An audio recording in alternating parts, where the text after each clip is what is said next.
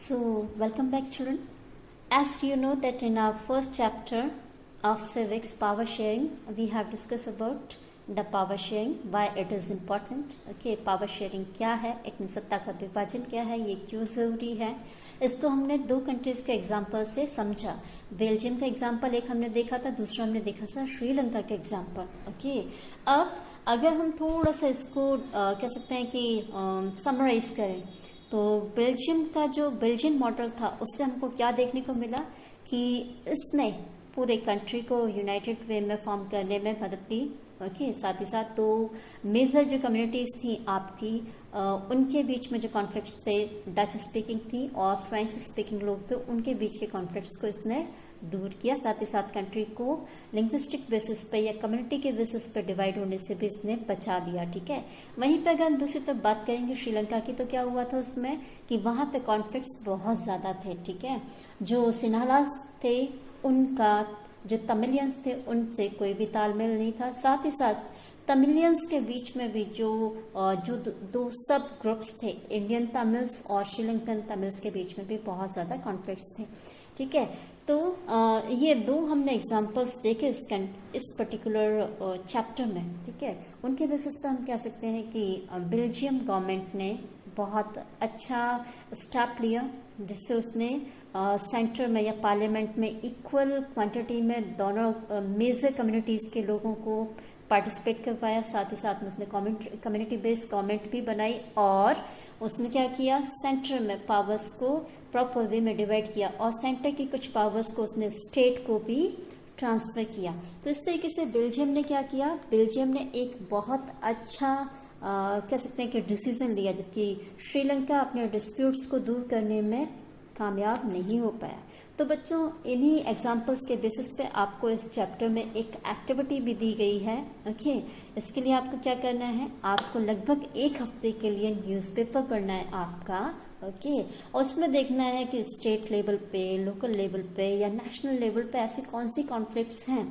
ठीक है, चाहे वो रिलीजन बेस्ड हो या फिर कम्युनिटी बेस्ड हो या फिर गवर्नमेंट के पर्टिकुलर इश्यूज हो, किसी पार्टी की आइडियोलॉजी के बेसिस पे इश्यूज हो, या फिर हो सकता है कि कुछ इंटरनेशनल इश्यूज हो. ऐसी कौन सी चीज़ें हैं जो बार बार आपको न्यूज़पेपर में देखने को मिलती हैं, यह आपको चेक करना है. एक हफ्ते का आप न्यूज़पेपर पढ़िए, उसके बाद उसमें ये चेक कीजिए कि कौन कौन से कॉन्फ्लिक्ट्स उसमें दिए गए हैं. फिर आपको उनको आइडेंटिफाई करना है कि ये लोकल लेवल के हैं, कि स्टेट लेवल के हैं, या नेशनल लेवल के हैं, या इंटरनेशनल लेवल के डिस्प्यूट्स हैं.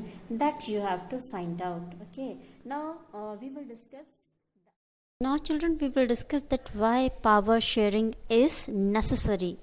क्यों ये ज़रूरी है, क्यों हमको पावर शेयरिंग की ज़रूरत पड़ती है. ठीक है, सो इसको दो रीजंस के हिसाब से हम देख सकते हैं. एक रीज़न इसका पावर शेयरिंग क्यों हमको रिक्वायर्ड है, वो इसका प्रूडेंशियल रीज़न है.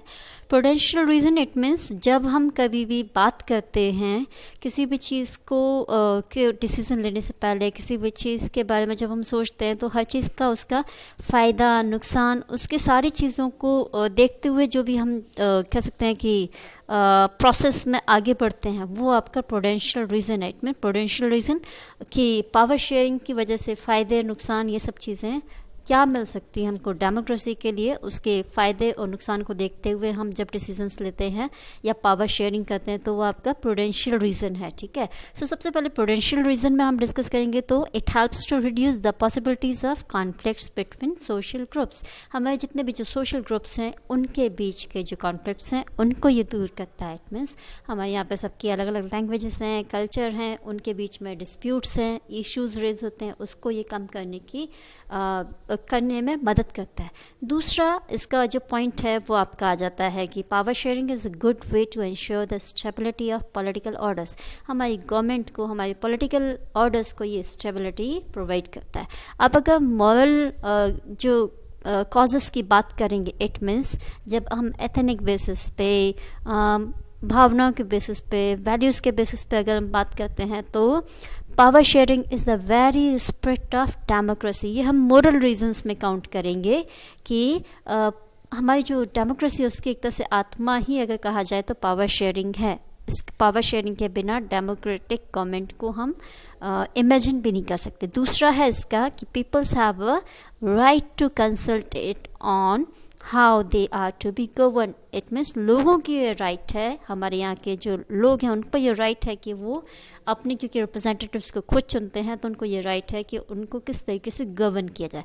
तो ये हमारे बेसिक 2 रीजंस थे, प्रूडेंशियल प्लस मोरल, कि क्यों पावर शेयरिंग ज़रूरी है। अब हम बात करते हैं फॉर्म्स ऑफ पावर शेयरिंग्स की, ठीक है। तो फॉर्म्स, सबसे पहला जो फॉर्म है वो आपका आता है horizontal distribution of power sharing. तो हॉरिजॉन्टल बेसिस पे हम कैसे कहेंगे इसको कि हॉरिजॉन्टल जो डिस्ट्रीब्यूशन है, so horizontal distribution of power sharing, it means when power is shared among different organs of government such as legislature, executive and judiciary is called horizontal power sharing.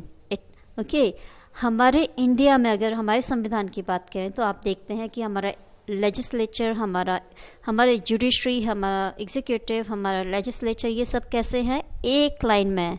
Okay, legislature, executive, judiciary, it means ये तीनों के तीनों एक ही level पर हैं, तीनों के पास में इक्वल पावर्स हैं, ठीक है। और ये तीनों ही एक दूसरे के ऊपर वॉच भी करते हैं, एक दूसरे को कह सकते हैं कि बैलेंस भी करते हैं। तीनों के पास, लोकसभा के पास हो या फिर एग्जीक्यूटिव के पास हो या जुडिशरी के पास हो, तीनों के पास, तीनों ऑर्गेनाइजेशन अपने आप में इंडिपेंडेंट हैं, अपने डिसीजंस खुद लेते हैं, साथ ही साथ गवर्नमेंट को स्मूथली रन करने में भी मदद करते हैं। तो इस पर्टिकुलर सिस्टम को, हॉरिजॉन्टल पावर शेयरिंग को, हम एक तरह से कह सकते हैं चेक एंड बैलेंस का सिस्टम भी बोलते हैं। क्या बोलते हैं इसको? Checks and balance, system of checks and balance भी इसको कहा जाता है, क्योंकि इससे हम एक दूसरे के काम को, चाहे वो एग्जीक्यूटिव का काम हो या लेजिस्लेचर का काम हो या जुडिशरी का काम हो, तीनों ऑर्गेनाइजेशंस पूरे नेशन में गवर्नमेंट के सभी तरीके के कामों को चेक कर सकते हैं। तीनों ऑर्गेनाइजेशंस एक दूसरे के काम को चेक कर सकते हैं। दूसरा अब आपका आता है power sharing among government at different levels. Okay, इसको एक तरह से हम फेडरल फॉर्म ऑफ गवर्नमेंट भी कहते हैं, ठीक।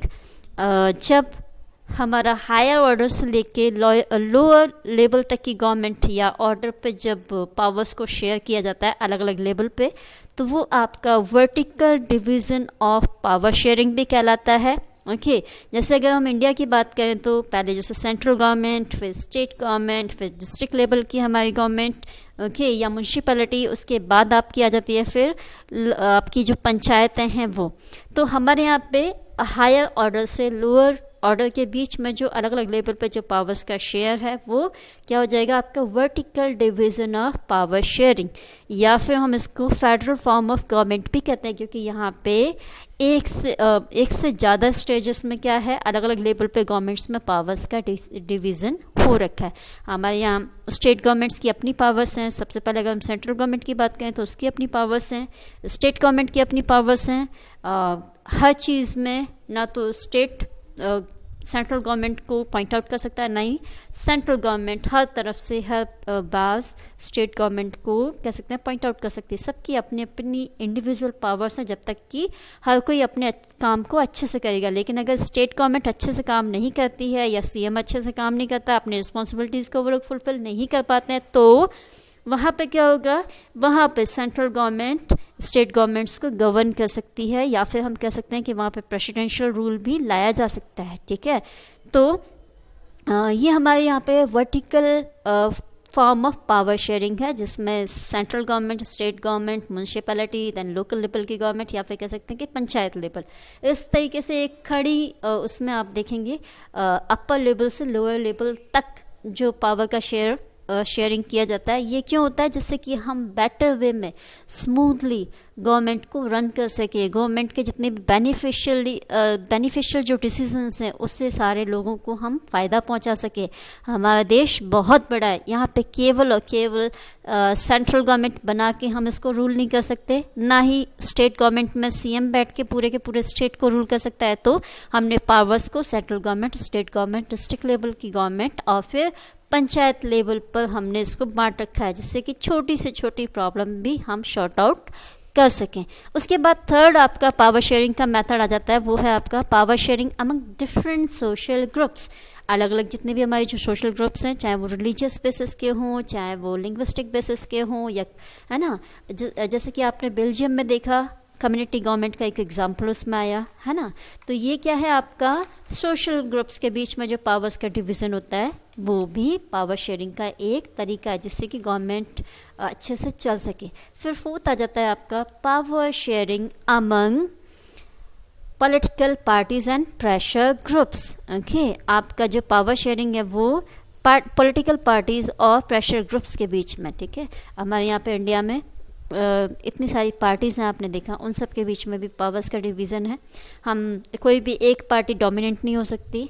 लोग अपनी इच्छा के अनुसार, अपनी आइडियोलॉजी के इम्पोर्टेंस के हिसाब से, अपनी सोच के हिसाब से किसी भी पार्टी को कभी भी चूज़ कर सकते हैं, गवर्नमेंट को कभी भी चेंज कर सकते हैं। ओके, ऐसे प्रेशर ग्रुप्स भी होते हैं जो गवर्नमेंट के मेजर डिसीजन मेकिंग में क्या करते हैं, प्रेशराइज करते हैं उनको। ठीक है, तो इसके अलावा इस चैप्टर में कुछ स्पेसिफिक वर्ड्स भी आए हैं जिनको थोड़ा सा यहाँ पर डिस्कस करते हैं, फिर आगे के चैप्टर्स पर उनको डिटेल में डिस्कस करेंगे। एक जैसे यहाँ पे एक पर्टिकुलर एक वर्ड आया है, वो आया है कोलिशन गवर्नमेंट का। ठीक है, तो कोलिशन गवर्नमेंट इट मीन्स जब दो या दो से ज़्यादा जो पार्टीज़ मिल के एक संगठन बनाती हैं, उसके बाद जब वो इलेक्शन लड़के गवर्नमेंट को फॉर्म करती हैं तो वो आपकी कैसी हो जाती है, कोलिशन गवर्नमेंट हो जाती है। इट मीन्स गठबंधन सरकार। जब दो या दो से पार्टीज़ मिल के गवर्नमेंट बनाती हैं, that is called coalition government. इसके अलावा एक और वर्ड इसमें दिया गया है, वो आपका दिया हुआ है interest group. Okay, interest group it means कि जैसे कि हर किसी का अपना अपना इंटरेस्ट होता है, हर किसी की अपनी अपनी आइडियोलॉजी होती है। ओके, उसके हिसाब से वो क्या करता है, लोग अपने अपने हिसाब से लोग सोचते हैं या ग्रुप्स बनाते हैं, पार्टीज़ फॉर्म करते हैं या पार्टीज़ में पार्टिसिपेट भी करते हैं। ठीक है, तो ये इंटरेस्ट ग्रुप इसको कहा जाता है, चाहे वो इंटरेस्ट ग्रुप फिर ट्रेडर्स के बेसिस पे हो या बिजनेसमैन के ऊपर हो, या फिर कह सकते हैं कि हम इंटरेस्ट ग्रुप, ये देखिए ये है ना, तो इंटरेस्ट ग्रुप इट मीन्स एक पर्टिकुलर इंटरेस्ट के लोगों का ग्रुप, चाहे वो ट्रेडर्स हो, बिजनेसमैन हो, इंडस्ट्रियलिस्ट हो, फार्मर्स हो या इंडस्ट्रियल वर्कर्स हो, सबका अपना अपना एक इंटरेस्ट होता है, सबको अपने फ़ायदे नुकसान की एक चिंता होती है। उसके बेसिस पे वो क्या करते हैं, ग्रुप्स फॉर्म करते हैं, उनके बीच में भी पावर्स का डिवीज़न होता है। साथ ही साथ वो गवर्नमेंट को डिसीजन लेने के लिए भी मजबूर करते हैं। जैसे सारे बिजनेसमैन, जैसे आपने देखा था जब GST आया तो बिज़नेस क्लास को बहुत ज़्यादा दिक्कत हुई, या उसने उसका अपोज किया, या कभी किसी पर्टिकुलर सपोज जैसे ST/SC बिल में जब हम अमेंडमेंट करना चाह रहे थे, है ना, तो पर्टिकुलर ग्रुप के लोगों को, तो किसी भी बेसिस पे, किसी भी पर्टिकुलर इंटरेस्ट बेसिस पे, या हो सकता है कि सर्विस क्लास के लोग हों, है ना, तो लोगों के अपने पर्टिकुलर बेनिफिट के बेसिस पे लोग अपने इंटरेस्ट के हिसाब से भी ग्रुप्स फॉर्म करते हैं। तो ये सारे क्या करते हैं, पावर शेयरिंग को या गवर्नमेंट का जो वर्किंग प्रोसेस है उसको इन्फ्लुएंस करते हैं। ओके, छोटा सा एग्जांपल आप लोग अपनी क्लास से भी देख सकते हैं।